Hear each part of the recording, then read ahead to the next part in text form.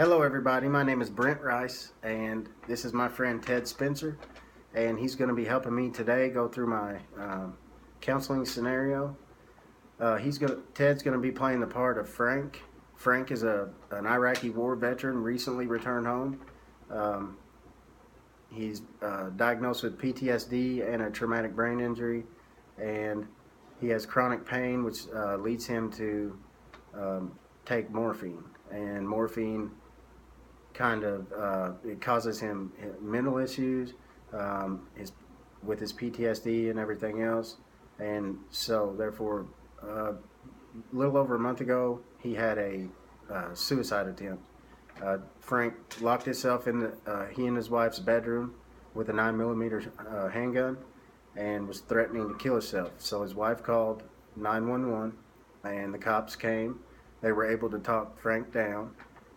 Frank went with the police to the hospital, and there he stayed for 30 days in the inpatient psychiatric facility. The day he was discharged was the day he met the suicide prevention team, and he was very unsure.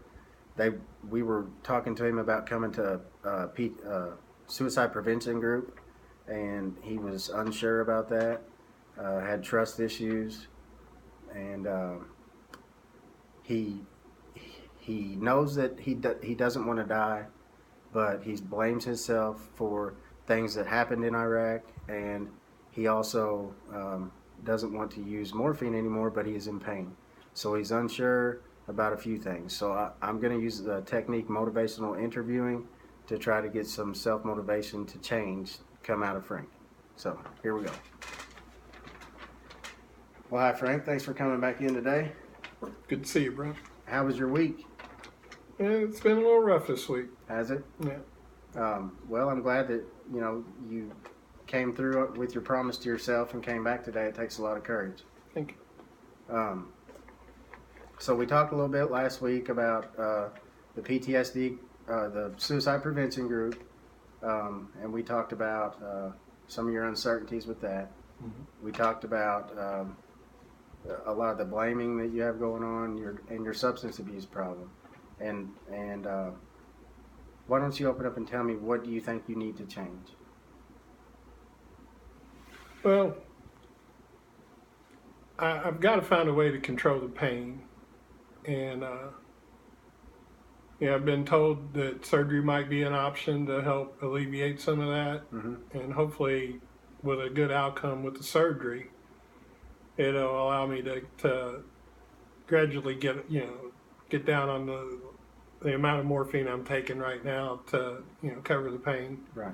and eventually, hopefully, get off of all of it.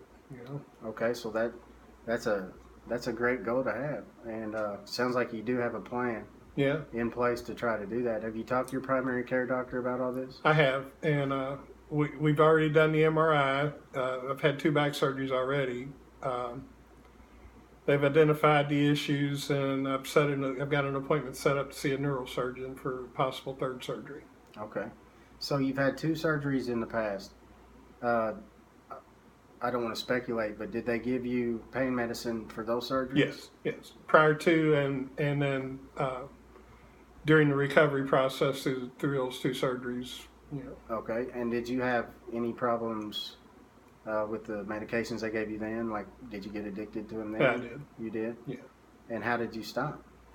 I haven't. Okay, so that's okay. So what makes you think that this is a problem? Well, it's affecting a lot of aspects of my life. I think along with numbing the pain, it kind of numbs you emotionally also, the narcotics. Yeah. So you don't really have a clear picture of what's going on and maybe what's causing what. It's just kind of all foggy. Okay, so have you had any treatment for PTSD? I saw in your record that you were diagnosed with PTSD. I haven't been through any of the evidence-based treatments yet. Okay. So I won't get ahead. I was just going to say that a lot of times those treatments are more effective when you aren't on medications like morphine Right. and things like that. Yeah, I could see that. I could understand that. So with your behavior, you're in a lot of pain. You find that you can't alleviate the pain unless you take the morphine, and then you have bouts with PTSD, and then you become suicidal. So Yeah. what worries you about that behavior? Well, so far I've been fortunate enough to not follow through with a successful attempt. Okay. I've had a couple attempts that were not successful, and I know how easy it is to get to that point again. And Now, by successful, do you mean actually committing the act? Yeah. Okay. Well, I would venture to say that a failed attempt is a success. Yeah, You know? I could see where you could go with that. Yeah. But so, in the long run, thinking far ahead, what concerns you the most about your problem? All of it together. Alleviating the pain,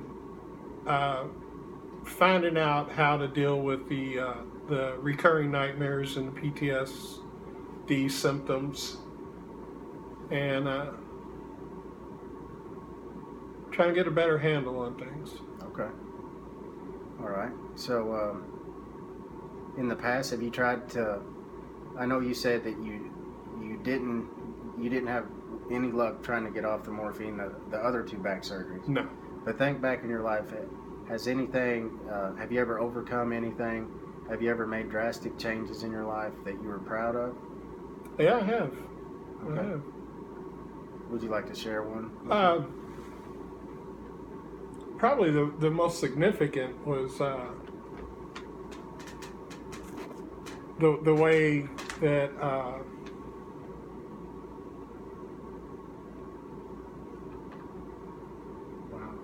I'm stuck. Probably the way I raised my son.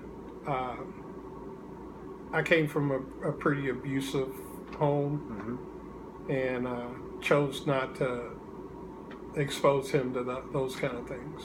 Well, you should be very proud of that. Yeah, I am. I bet you are.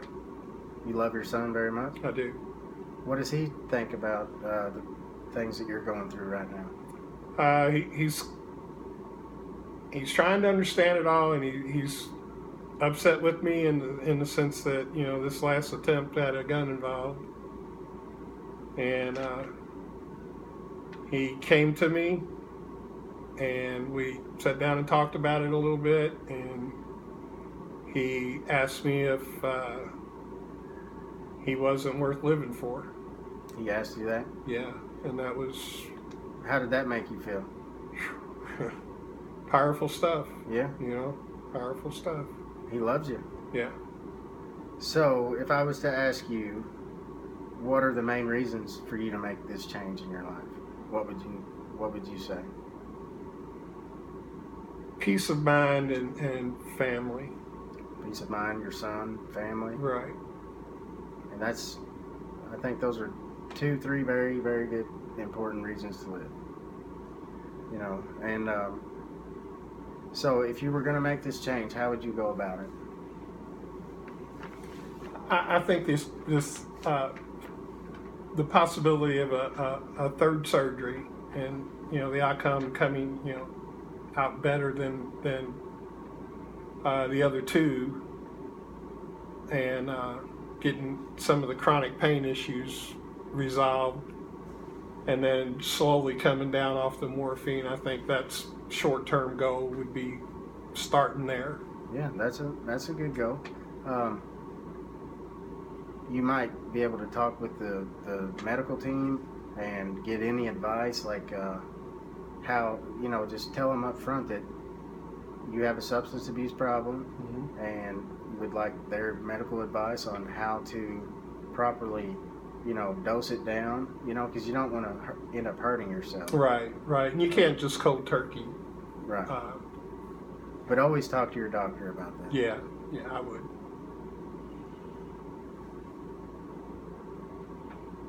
Okay, so if you decided to make a change, what changes that you could make do you think would work? Besides the pain management and... Well, with the PTSD, I put that off several times. It's been offered to me for evidence-based treatments, and I kind of fear going through the prolonged exposures. The main one, I think, that seems to be the most effective, talking to other vets that have completed that. Mm-hmm. But getting in the right frame of mind to bring all that up and get it out. I don't know that I'm ready to do that yet. Okay, well, we'll take steps to get there, but one of your major concerns was the suicide prevention group. Mm-hmm.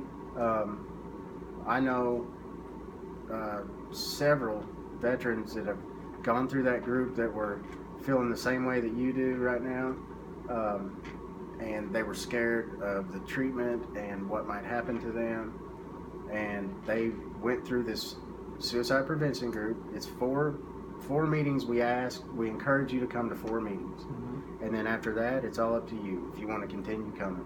But I tell you this, at least 75% of the veterans that have been coming to the suicide prevention group, after their 4, don't want to say mandatory, but encouraged attendance, they continued to come afterwards. And a lot of those veterans, their confidence built up, their hope for life built up, and then they went on to do that therapy, and it has helped them tremendously. What's it like? Do they get there and talk about how different ways they've tried to kill themselves, or? No, that's really not allowed. Like we do not allow veterans to share ways to kill themselves. It's to talk about your feelings, the things you're going through that week. Suicide is a topic, but it's not.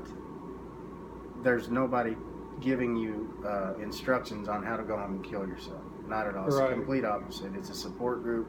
People have been through the same thing. They come together and they just work with each other. So everybody in the group's been in a similar situation to what I'm in, Oh yeah, every single one. They're not allowed in it unless they've had a suicide attempt.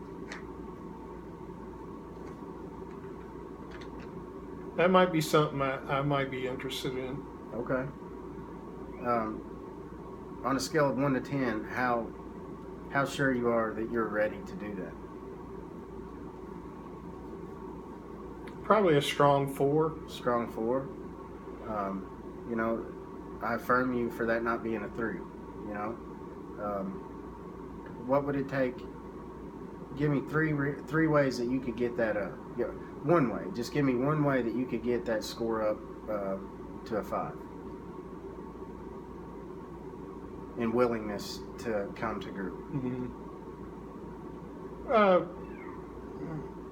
Maybe talking to you a little bit more and seeing what it's about and what they try to accomplish. And yes.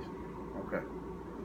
All right. So this meeting we talked about a lot of the things that the issues that you feel you have going on, and I think that I affirm you for a lot of the things you've shared with me. What I recommend is that, like you said, we meet for a week or 2. You come back next week and we'll work on setting some goals to get you to the point where you're meeting. You're getting to the point where you're almost there where you want to be. Okay. Yeah. And that's walking into that group. I think a lot of my issues now are with the PTSD and the nightmares and the addiction with the narcotics, the isolation. A willingness to try to take a step forward. Yeah. I've got to get to that point where I'm willing to try to take a step forward. Okay. Well, that's what we're going to work on next week. When you come in, we'll work on setting some goals, and they'll be your goals, and then we'll go forward from there. Does that sound good? Sounds great. All right, Ted. Thank you very much. Appreciate all your help, Brent. All right.